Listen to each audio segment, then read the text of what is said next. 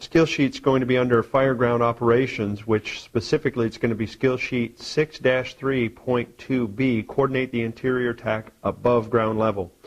On the performance outcome, while operating as a team leader, the candidate shall be able to coordinate the interior attack of the structure fire above ground by maintaining crew integrity, predicting the fire behavior, forecasting developing hazards, and selecting the proper attack technique, while incorporating forcible entry, ventilation, and search and rescue activities. On the task steps, number one, you're going to assemble all the personnel required. You're going to have the attack lines, needed equipment, and forcible entry tools. 2, you're going to advance the team to a safe haven point or assembly point located directly below the fire area. 3, you're going to communicate the team's action plan for advancement and entry. Number 4, you're going to select, communicate, and coordinate the application of one of these 3 attacks. Indirect attack for intense fire conditions, combination for moderate fire conditions, and direct attack for a tenable fire conditions. 5, you're going to conduct a size-up that considers the scenarios anticipated fire spread and development. 6, determine any developing and or potential hazardous building or fire conditions. 7, you're going to incorporate forcible entry, ventilation, and search and rescue procedures into the team's initial fire attack efforts. And 8, coordinate the attack team's efforts while maintaining the personal safety of all personnel. Now, remember with that above ground fire attack and you're coordinating those activities, you've got to coordinate them.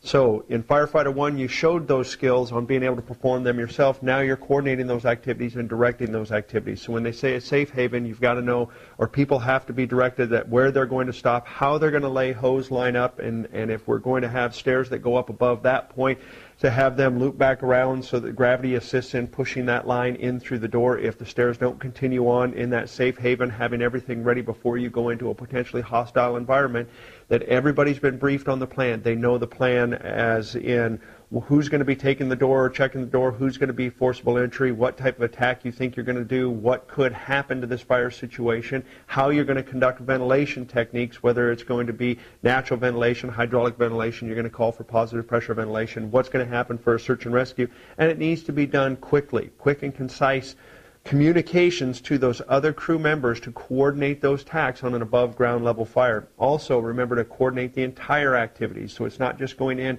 and extinguishing the fire, although they've got to know what you plan to do to attack that fire, or when you would go through the door, you're going to be calling for that indirect attack or a direct attack or a combination attack based on the conditions you were given in the scenario. And that's one of those things to remember on these scenarios. You're having to envision it in your mind, what is being portrayed in front of you. So if they say it's heavy fire conditions, then you may have to go with that indirect attack to get to a combination or more of a direct attack situation. And then to make sure that you're coordinating those group activities on how to get that victim out if there is a victim, how to conduct the search and rescue, to go back in and finish that search and rescue, where were the stop points, reference points inside of the structure, and where that fire could spread. So if it's a multi-structure building and you're on the second floor for the above ground level fire, that it's going to have to be checked the floor above, that you check the floor below on your way up those stairs if you can, to see if the fire started actually on the first floor and spread to the second floor by just popping your head inside of that door, making sure that doors are closed behind you, but after you get that fire extinguished on that fire ground or fire level and the search has been completed and you're starting the ventilation, that you're going to have to get crews up to the floor above to check for spread, to see if then there's also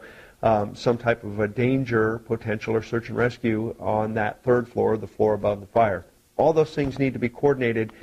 in these type of skill sheets. So you've got to make sure that you verbalize everything that you're thinking, make sure that you're clear and concise to those other crew members, all the way to the point where you've backed out. And then one of those final steps that a lot of people forget is you're going to have to make sure that you have crew accountability. So accountability going in through the door, making sure that when you come back out, you have that same accountability for that crew, that you've checked those people off, all are accounted for, and that you could issue a PAR to the command officer that all personnel are accounted for, and you've exited the structure, and you're either going to rehab or you're ready for your next assignment.